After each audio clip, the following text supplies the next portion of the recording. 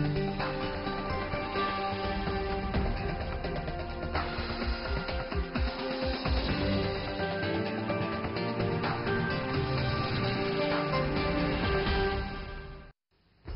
were there in Singapore for the first Kim-Trump summit. And now we are here in Hanoi for the second. But the question we asked then is still relevant today. Will peace have a chance?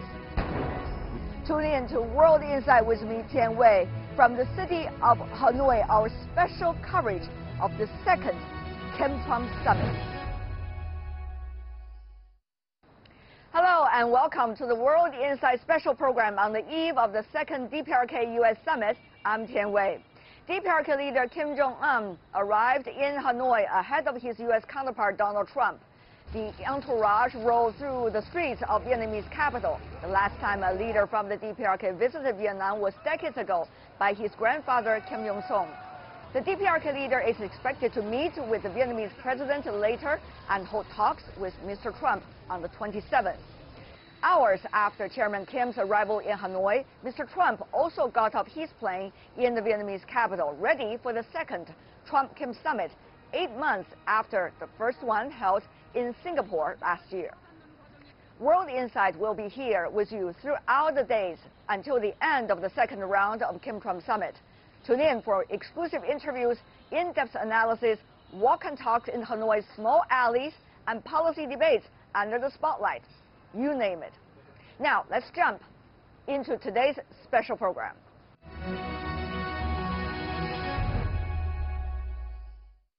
Vietnam and the DPRK are both socialist countries.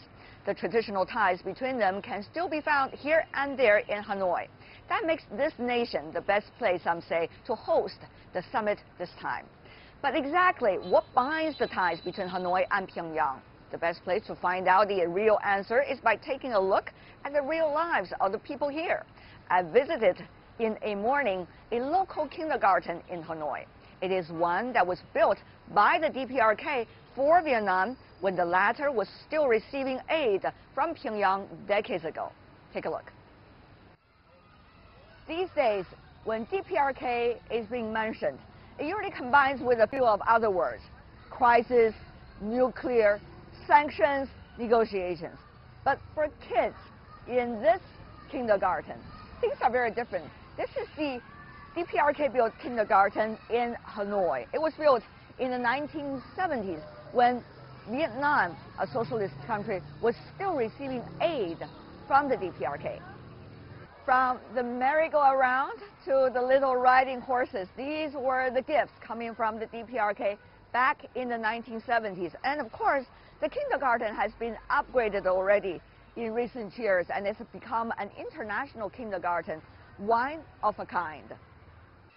So let's meet my great Vietnamese friends. Let's wave to the camera.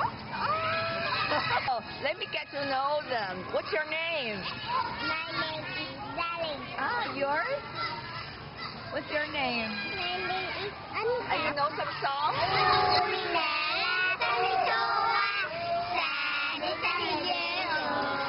All right, thank you so much. They sing so well. These are lovely kids, and they've been practicing this just for the arrival of the DPRK guests. But I think this is about the next generation, isn't it? They're so happy, and also they want to show their hospitality. And now, as the Kim-Trump summit takes place in Hanoi, this kindergarten has become quite a symbol of bilateral friendship between the host country, Vietnam, and the DPRK. And now we're going to meet the headmaster of this kindergarten. Thank you. The kindergarten was built in 1978 by the DPRK government, and then in 2012, the Vietnamese government rebuilt the entire school. From that time until now, we still keep the relationship with the Korean people. Also, there are two classes named after Mr. Kim Il-sung and Mr. Kim Jong-un. At the same time, a kindergarten in the DPRK has one class under the name Ho Chi Minh. The two schools in both sides help to keep the friendship between Vietnam and the DPRK. This kindergarten in Hanoi is one of the very few clues the outside world has to understand, even just a tiny little bit, about that enclosed country and rather mysterious country, DPRK. We earlier had no opportunities to film any kindergarten in North Korea, but one would imagine that kids there would also love to study and play in a kindergarten like this, feel the comfort from an ever-growing economy and society, and to interact with people from all over the world. We hope it is not that far when that day comes.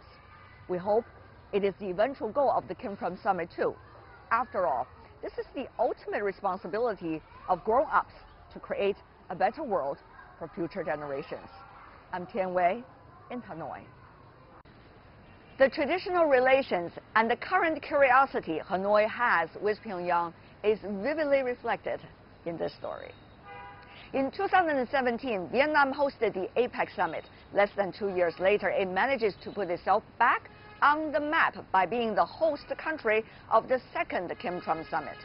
The visibility of Vietnam to the world is a result of the country's booming economy thanks to its own version of opening up policy. So what is the Vietnam style? Could it stand as a reference for the DPRK if the latter opens up in the future? In a one-on-one interview, the UN resident coordinator in Vietnam, Kamal Malhotra, helped me to analyze the Vietnam style.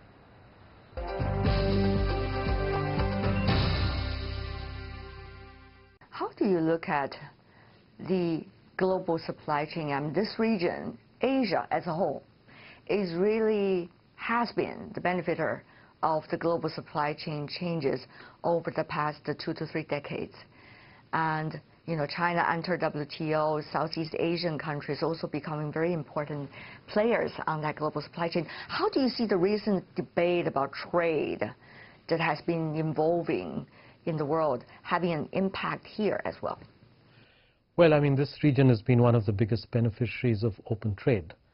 I think the big challenge going forward is that with the so-called Industry 4.0, the nature of trade is going to change, the nature of global value chains are going to change, and only those countries that are well positioned to take advantage of the new technologies will be able to provide value added. And I think that's the big challenge for a lot of Southeast Asia, which is not gone up the economic ladder as rapidly as some people thought in the past.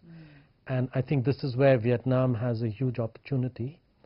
It is aware of the big challenges of Industry 4.0. It's aware that at this point it's not really prepared, but it is putting very high priority on this. If it is only Industry 4.0, it will be a simple matter to a certain extent. However, there are other factors coming into being, for example, ideology, geopolitics, as you may know very well, these days involved in the global debate, not just about trade, but almost everything. So how complicated and the balance that countries here, Vietnam, for example, needs to take in order to guarantee it will be a continuous process of prosperity, but on the other hand, not to be have to be forced to take its position to take to stand in teams, so-called, as we have witnessed in the Cold War. Well, Vietnam is one of the most open economies in the world, and in this region, its trade to GDP ratio is 200%. So Vietnam has no option but to continue to pursue an open trade regime. Its big challenge is to increase its productivity and competitiveness.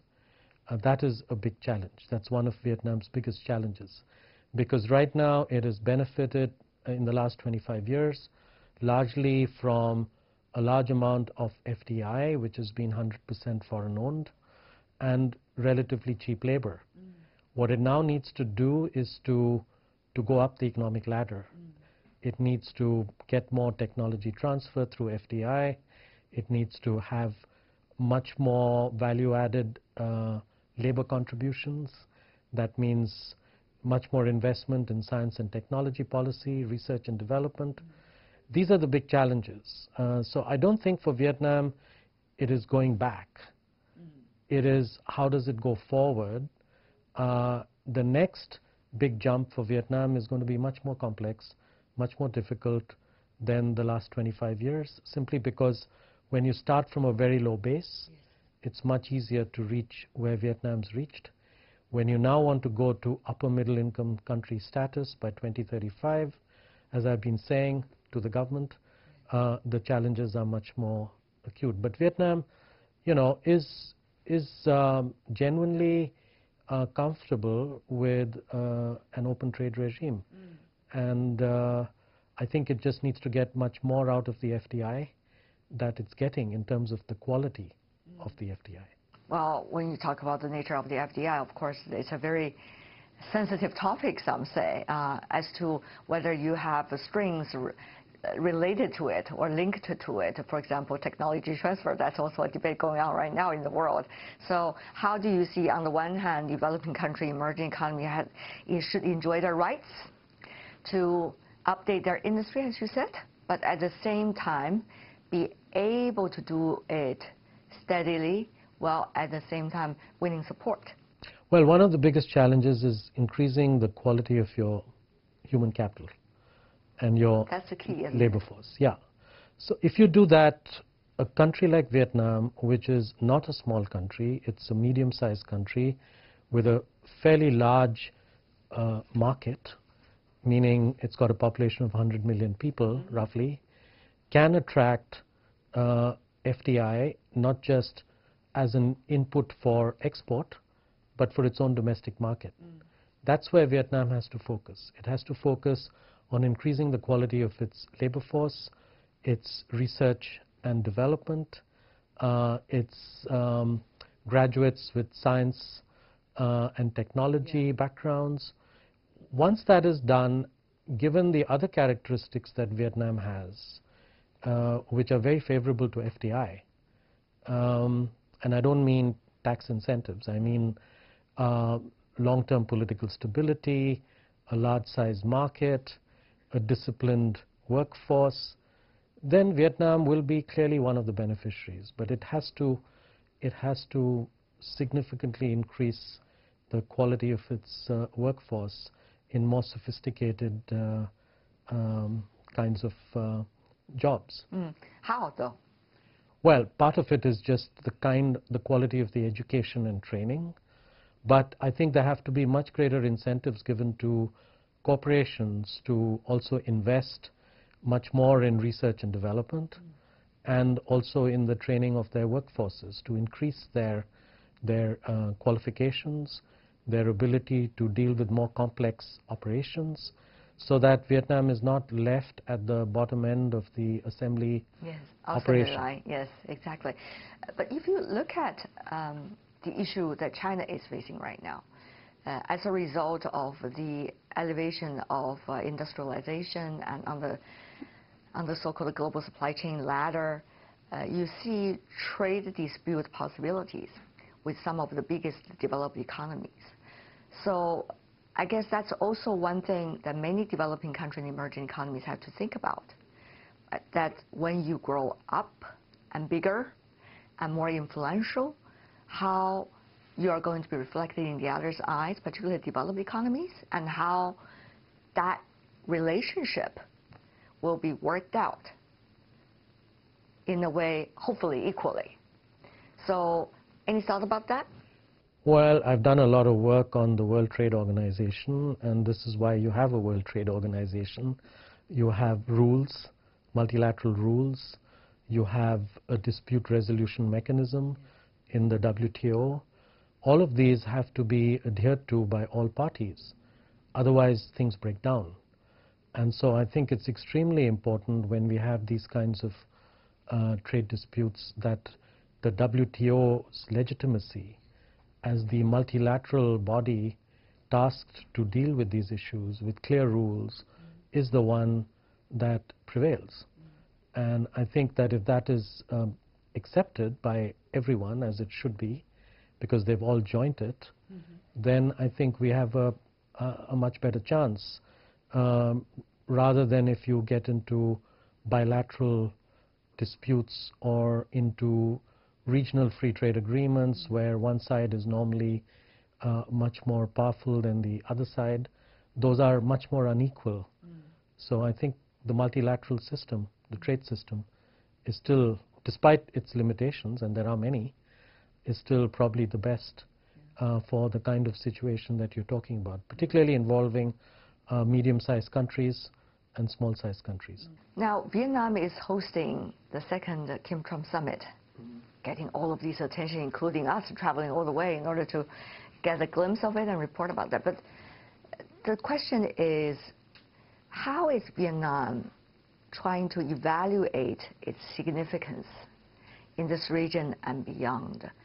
From your observation, what role does it aspire to play, whether it's in economy, trade, geopolitics, or its relations with its neighbors? Well, I'll start by saying that Vietnam is strongly committed to multilateralism at both the regional level and at the global level. This is very clear, and this gives us, as the UN, a very important role to support Vietnam at both regional and global level. Vietnam's also now at a stage where it is confident that it can play and contribute to global peace and security. This is a wonderful story for a country that was at war only 40 years ago. And so Vietnam is increasing its contributions to global peacekeeping. This is a top area of priority for me as the UN resident coordinator. We've been working with them to strengthen their capacity to support global peacekeeping much more. The whole area of South-South cooperation, where the Vietnamese experience of poverty reduction, of economic growth, etc., can be shared particularly with many African countries, but also some other countries in this region. These are all things that Vietnam is now willing to put emphasis on and energy on because it wants to be seen as a good global citizen. It wants to be seen as a good regional citizen. And as you've seen outside, Hanoi is the city of peace, which UNESCO declared 20 years ago, is something they're very proud of.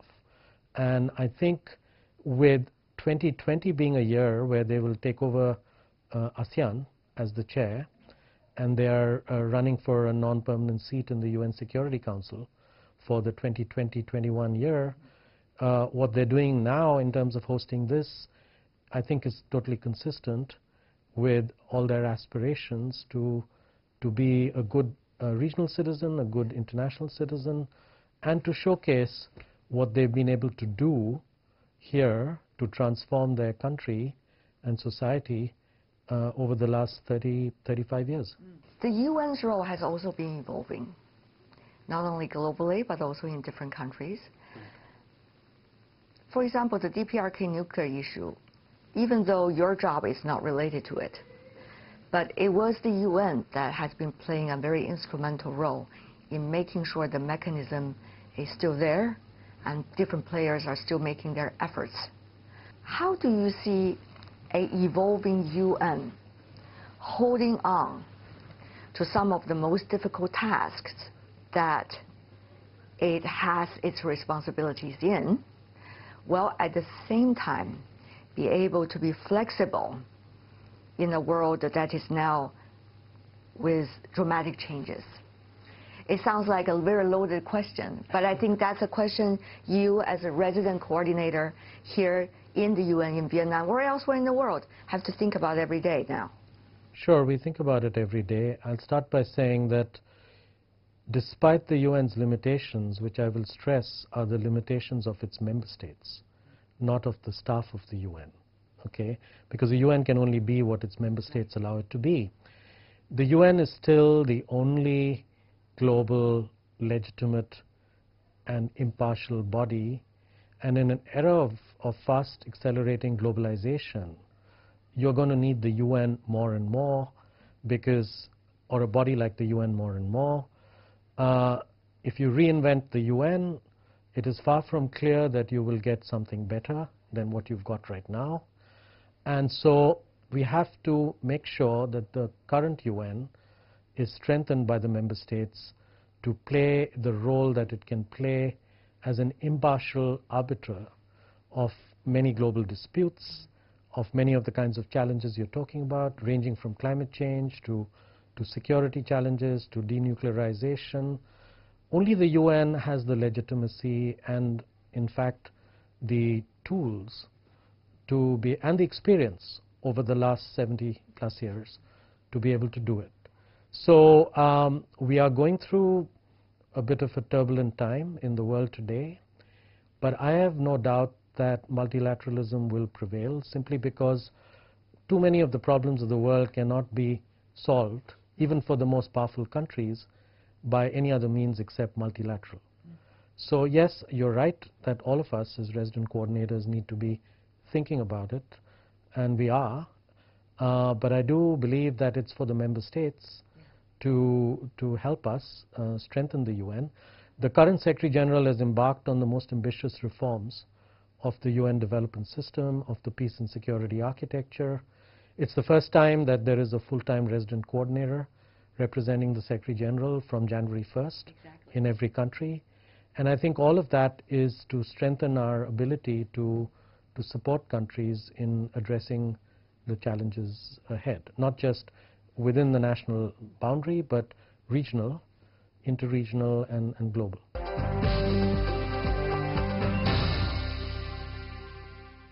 And that is the UN resident coordinator in Vietnam.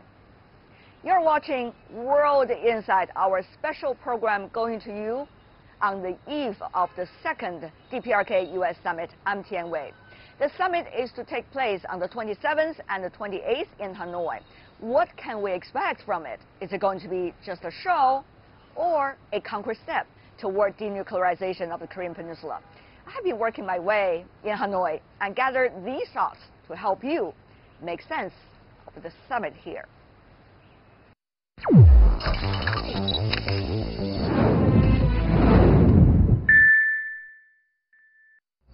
Hello, I'm Tian Wei. I'm standing here in the city of Hanoi. Behind me are the wreckage from the American plane from the Vietnam War in the 1970s. That war left millions dead, and its legacy is still being felt here in the city loud and clear. Wreckage like this you can find almost in every corner of the streets downtown city.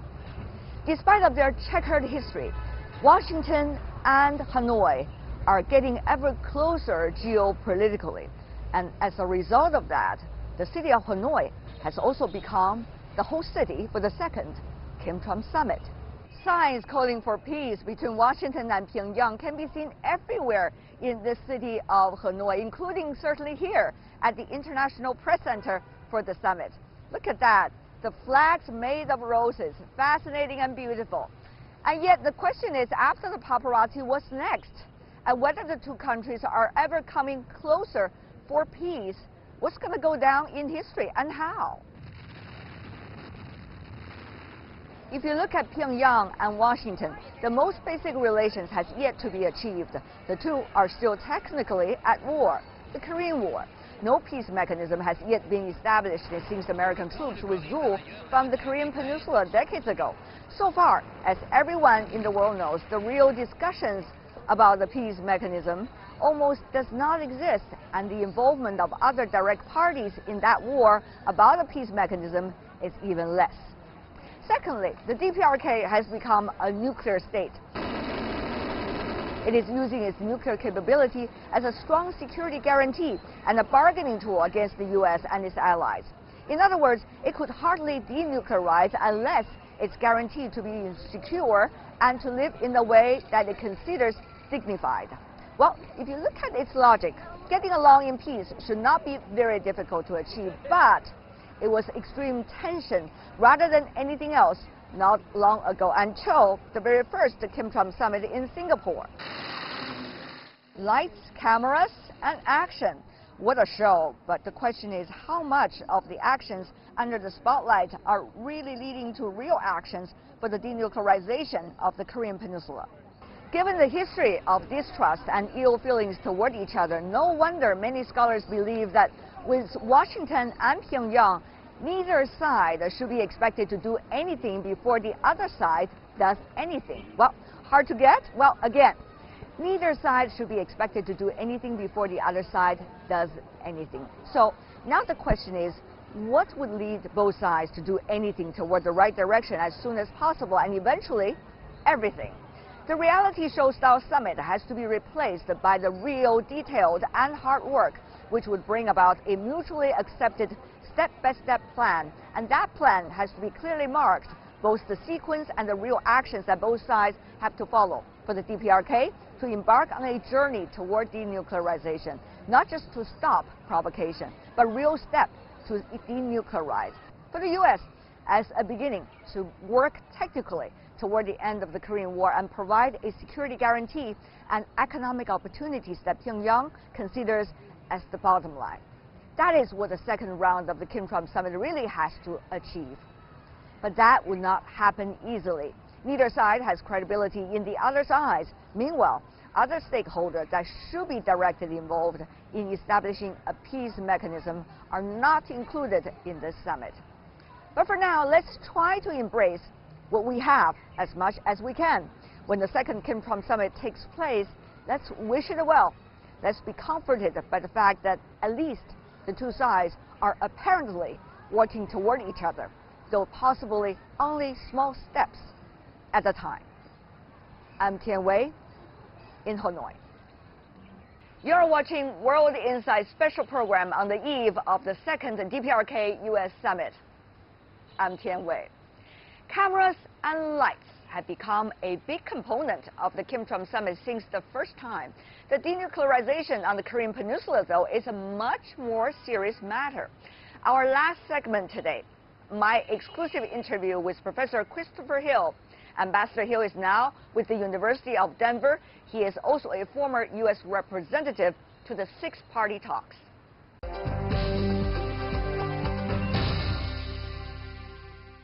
And now I'm joined by Ambassador Christopher Hill, who is a professor from University of Denver, and also he was leading the American delegation in the six-party talks from the year 2005 to 2009. What a pleasure to see you, Ambassador Hill. Thank you. Thank you, sir, for joining us. So the first question to you, of course, when you were leading the American delegation during the six-party talks, it is very different from what is today, because DPRK has already become a nuclear state. And therefore, what does it mean for the negotiations between the two sides this round? First of all, I think you're right. It's different. It's 10 years later. And in the meantime, North Korea has developed a lot of new technology, including some very threatening missiles, and also have had some successful nuclear detonations. But even though it's different, it's no less urgent. And I think the U.S. needs to be very clear with the North Koreans that we are seeking denuclearization and nothing less. The problem of allowing North Korea to keep its nuclear weapons is that at a certain point, other countries will be tempted to do the same. And I think then the whole international non-proliferation process kind of falls apart. So this is very important. This is why the U.S. is engaged. And I hope this is why China is engaged as well. What kind of time frame are we looking at? Given a seasoned negotiator as you are, I'm sure, sir, you have something in your mind already. Well, certainly, when you look at the document, the joint statement that was released in Singapore, it gave you no real indication of whether this was going to go forward. So I think we would need a document that's much more specific in being a kind of roadmap toward denuclearization, and importantly, I think in empowering negotiating teams to follow up immediately and start sequencing the various steps. Now, the Trump administration has said no sanctions relief until full denuclearization.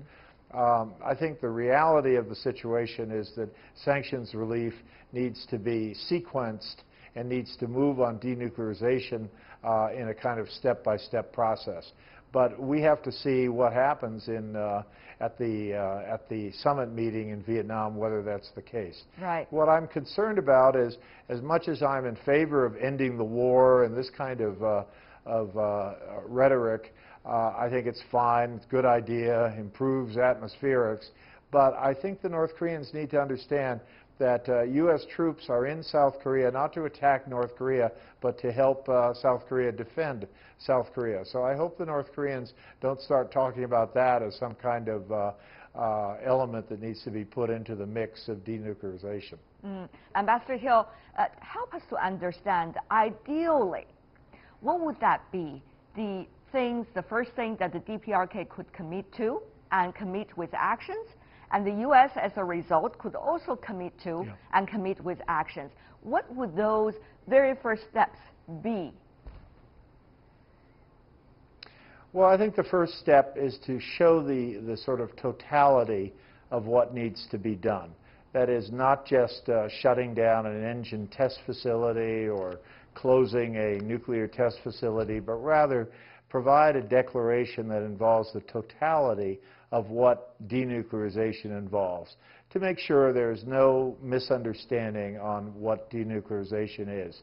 In return, I think the U.S. needs to be prepared to show the totality of what it is prepared to do together with other members of the international community.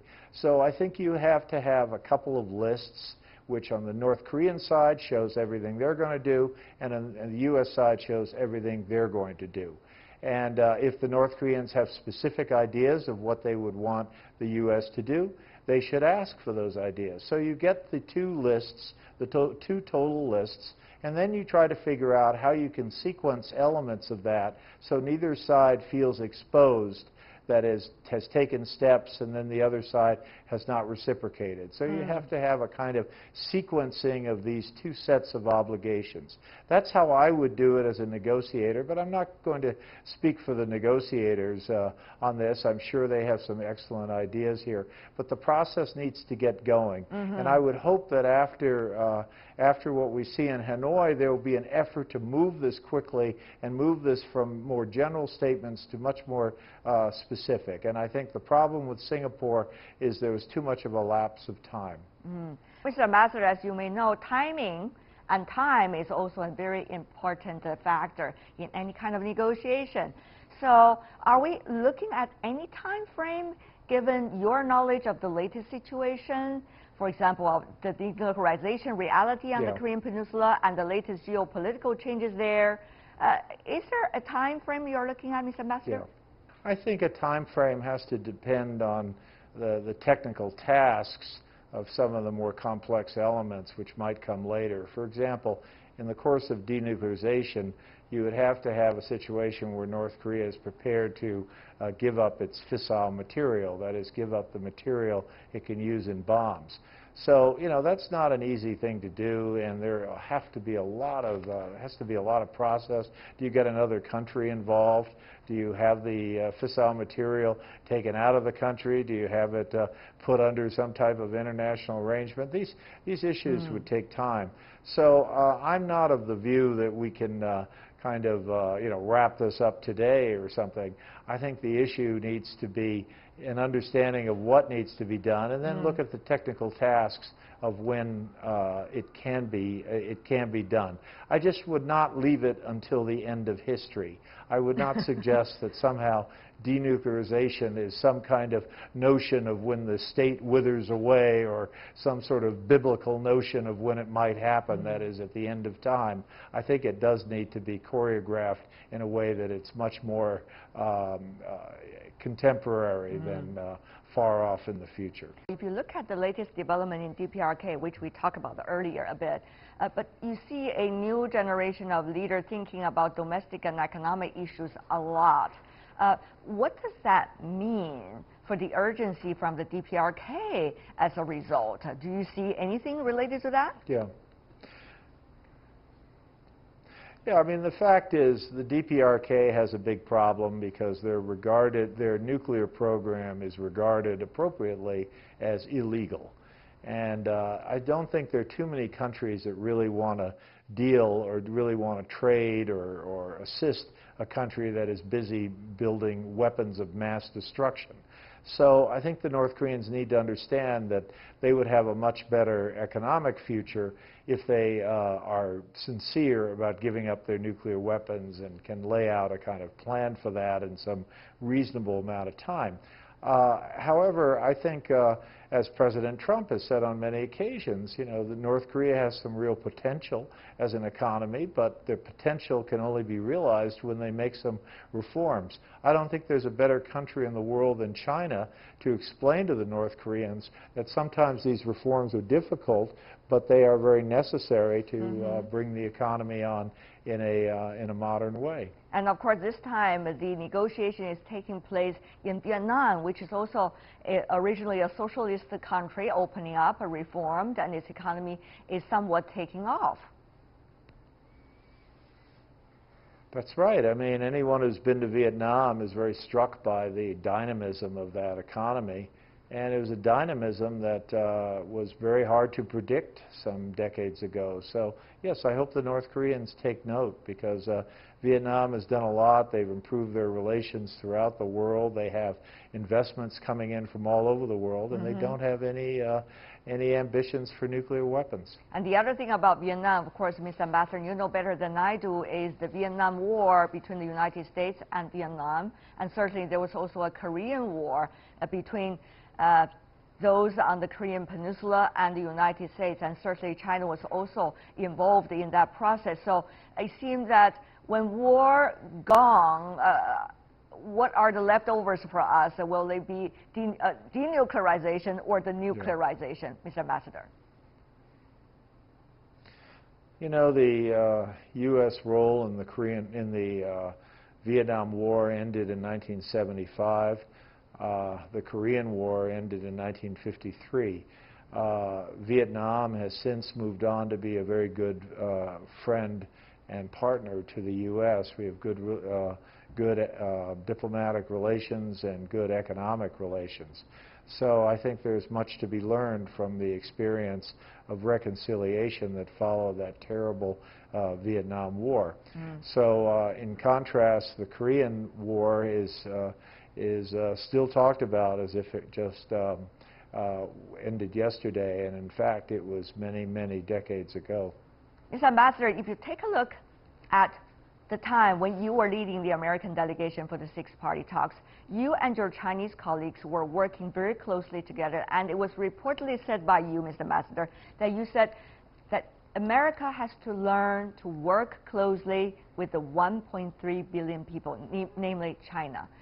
But now things have been changing dramatically, one would argue, over the past several years. Mr. Ambassador, your thought about this? Well, I mean, my personal thoughts are that it is one of the most disappointing things I've seen in the world, the degree to which the U.S. and China have had difficulties working together in recent times. I was very proud of the kind of patterns of cooperation we developed during the six-party talks. I used to joke with people that we need to give North Korea a lot of credit for helping the U.S. and China work together, because I think we did very well. Things have not gone as well in recent times, and I'm very disappointed by that. And I still am of the view that you know, the U.S. and China, it's a relationship too big to fail. It's a relationship that is whose proper handling and proper effort, I think, is one that benefits the entire world. So I hope that you know, things can go in a better direction. I know they're tough issues. I know they're difficult trade issues, for example. I know there are a lot of difficult issues out there, but I think we are two countries that are really doomed to have to work together. Neither of us is going anywhere. We have we'll be around for a long time, so I hope we can kind of get back on some more cooperation. So let's see if we can do that. Ambassador Hill, I still want to have some concrete opinions from you about whether China and the United States are going to closely work together on the denuclearization issue, given the souring of relations, at least apparently taking place. How much trust and credibility left about each other really is there for the two to work together on this issue, and how crucial it is from your perspective that the two do work together, sir? I think it's very crucial. I don't think we can have a successful conclusion of negotiations with North Korea if China is not in agreement with what is being done. China has a great interest in North Korea. To understand that, one just needs to look at a map.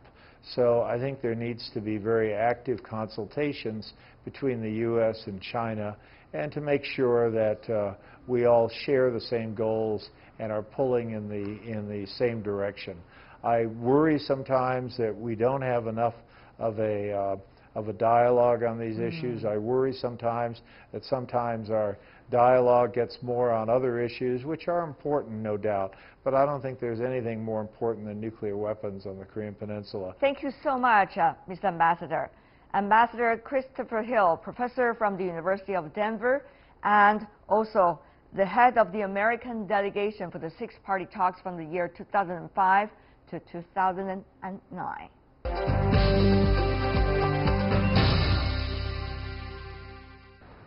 That is Ambassador Christopher Hill, professor from the University of Denver, former U.S. representative to the six-party talks, our exclusive interview.